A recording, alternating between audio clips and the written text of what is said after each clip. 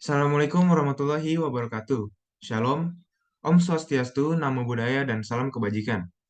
Perkenalkan kami dari kelompok 10 yang beranggotakan Ara, Vina, Kusuma, dan saya Ilgi, dan juga Aryo Novan. Di sini kami ingin menjelaskan mengenai strategi meningkatkan penjualan dan jasa yang tinggi. Baik, selanjutnya akan dijelaskan oleh teman saya. Silakan. Pada saat ini saya akan menjelaskan buku Bidadari Berhati Nabi. Buku ini telah menjadi bestseller karena kisah inspiratif yang mempunyai slogan yaitu novel inspiratif Islami penyejuk hati, berbagi jiwa, dan memiliki sinopsis yang berisi hidup memang tak selamanya mulus dan lancar. Kadang juga harus mendaki gunung-gunung yang terjal dan curam, bahkan mengorbankan kehidupan dan kekayaan. Itulah kehidupan Hamzah. Kisah cinta dan cita-cita yang rumit pun mewarnai kehidupan. Akankah Hamzah mengambil keputusan yang tepat untuk menikahi bidadarinya atau melanjutkan kuliah demi masa depan? Akankah ia mendapatkan gelar doktor dari Oxford, UK seperti keinginannya, atau hanya pulang dengan kegagalan? Apakah usaha dan doanya akan dijawab oleh Allah Subhanahu wa taala? Temukan jawaban pada novel Bidadari Berhati Nabi. Kisah mendabarkan dan penuh lika-liku kehidupan akan mematik air mata menetes. Novel ini juga banyak sekali mengandung pengalaman dan motivasi berharga. Dapat juga dijadikan tuntunan bagi remaja dan mahasiswa yang sedang menempuh pendidikan, para prajurit kebahagiaan rumah tangga yang islami, dan para pejuang kesuksesan lainnya.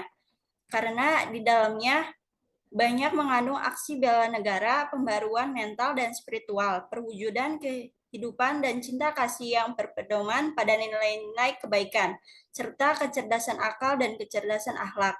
Cerita yang mengusung tema religi, penguat ketauhidan, dan keimanan yang sejati melalui guratan pena penuh amanah.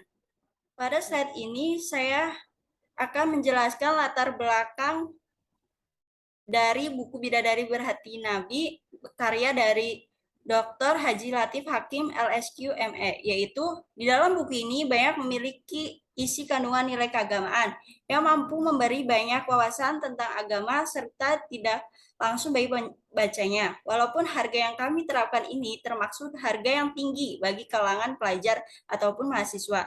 Namun, isi dari novel ini tidak akan mengecewakan bagi pembelinya ataupun pembacanya, karena di dalam buku ini memiliki cerita yang menarik, begitupun dengan isi kandungan ilmu keagamaan yang tidak kalah dengan novel-novel agama lain, seperti buku Bidadari Berbisik, karya dari Asma Nadia. Novel ini kami pasarkan karena banyaknya masyarakat yang memiliki minat membaca tentang ilmu keagamaan, dan juga kami memanfaatkan acara-acara keagamaan untuk mempromosikan buku ini. Selanjutnya akan dibacakan oleh Indra.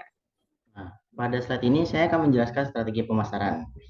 Dalam strategi pemasaran, kami menggunakan psikologi marketing, scarcity marketing, media sosial, dan acara keagamaan. Yang pertama itu psikologi marketing. Apa sih itu psikologi marketing?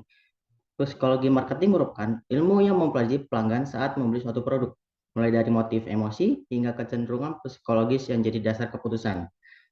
Nah, tentunya orang akan memiliki harga yang lebih murah, atau bisa disebut dengan harga diskon. Maka strategi pemasaran kami pada buku ini menerapkan harga diskon sebesar 5% dengan harga semula sebesar 400.000 menjadi 380.000. Lalu strategi pemasaran yang kedua itu scarcity marketing. Apa sih itu scarcity marketing? Scarcity marketing adalah strategi marketing yang berkaitan dengan ketersediaan suatu komunitas secara terbatas. Nah, bisa dijelaskan bahwa teknik marketing ini berarti kelangkaan.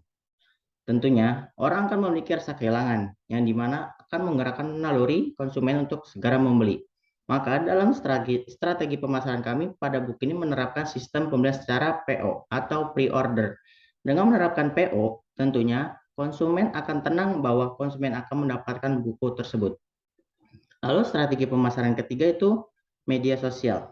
Media sosial merupakan suatu platform digital yang menyediakan fasilitas untuk melakukan aktivitas sosial bagi setiap penggunanya.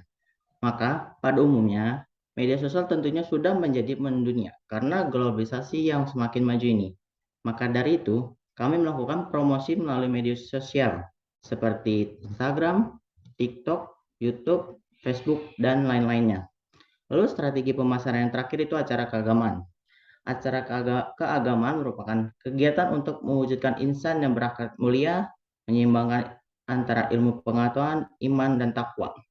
Maka khususnya yang beragama Islam tentunya akan mengikuti acara-acara keagamaan seperti Tahun Baru Islam. Maka dari itu, kami memanfaatkan acara-acara keagamaan untuk mempromosikan novel yang berjudul Bidadari Berhati Nabi, agar dapat menarik konsumen untuk membeli novel yang memiliki isi kandungan nilai keagamaan. Selanjutnya akan dibaca teman saya. Pada slide ini berisi tentang STP. STP ini terdiri dari segmenting, targeting, dan positioning. Segmenting adalah langkah awal dalam menentukan riset pasar. Nah, dalam segmenting ini terbagi menjadi 4 kategori, yang nantinya akan dibahas oleh Aryo Novan pada slide selanjutnya. Contoh dari riset pasar kami yaitu kami menargetkan pasar kami pada wilayah DKI Jakarta, khususnya Jakarta Barat. Kami menargetkan pasar kami pada kalangan atas, yaitu kalangan remaja hingga dewasa. Selanjutnya, targeting. Setelah melakukan riset pasar atau segmenting yang telah dibahas sebelumnya, nah targeting ini penting banget dalam memasarkan produk, karena biasanya beda konsumen pasti akan beda pendekatannya juga. Dalam targeting pasar kami ini, kami melakukan pendekatan dengan cara online, atau bisa dikatakan kami memasarkan produk kami melalui akun sosial media. Karena pada zaman sekarang, banyak para konsumen tuh lebih berfokus pada alat elektronik ataupun HP, yang mereka sering gunakan pada keseharian mereka. Nah, selanjutnya yaitu positioning. Positioning ini adalah langkah akhir dalam melakukan pemasaran. Nah, positioning ini bisa dikatakan dengan mencari keunggulan ataupun ciri khas pada suatu produk itu. Nah, contoh kami yaitu buku kami pasarkan sangat bermanfaat bagi pembaca karena mengandung unsur keagamaan yang memiliki slogan novel inspiratif Islami, penyejuk hati, pembangkit jiwa, yang tentunya memiliki cerita yang sangat menarik bagi pembacanya. Selanjutnya akan dibacakan oleh teman kami, Aryo Novan. Oke, di sini saya akan menjelaskan tentang segmen pasar. Segmen pasar ini dibagi menjadi 4, yaitu demografis, psikografis, perilaku, dan juga geografis. Demografis adalah melakukan segmentasi terhadap target pasar dengan demografi mereka.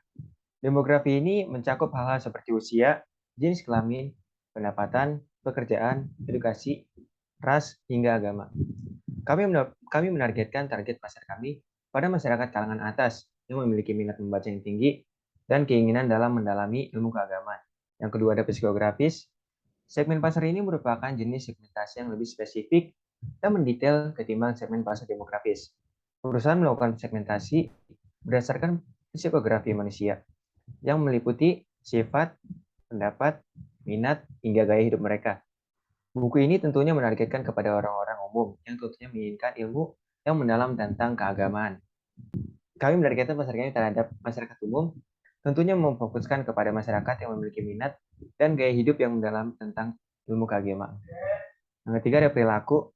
Kami menargetkan pasar kami pada iklan-iklan media sosial atau website yang biasa konsumen lakukan.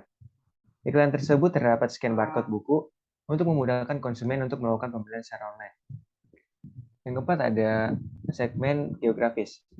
Segmen pasar geografis ini berarti melakukan segmentasi berdasarkan variabel-variabel geografis. Variabel ini mencakup seperti ketinggian, suhu, cuaca, iklim, populasi, kultur, dan juga variabel-variabel lain yang dibutuhkan oleh perusahaan. Kami menargetkan pasar kami ini pada acara-acara tertentu seperti Tahun Baru Islam dan lain-lain. Selanjutnya akan dijelaskan oleh teman saya. Baik, selanjutnya ada tujuan melakukan perencanaan pemasaran. Di sini kami bertujuan untuk bisa memberikan gambaran mengenai bisnis kami supaya masyarakat luas dapat mengenali produk yang kami jual dan juga agar dapat mengembangkan strategi bisnis kami dalam memperoleh pencapaian yang maksimal. Demikian strategi meningkatkan penjualan dan jasa yang tinggi pada perencanaan pemasaran kami. Kami harap perencanaan kami bisa mencapai target yang maksimal. Kurang lebihnya mohon maaf. Wassalamualaikum warahmatullahi wabarakatuh.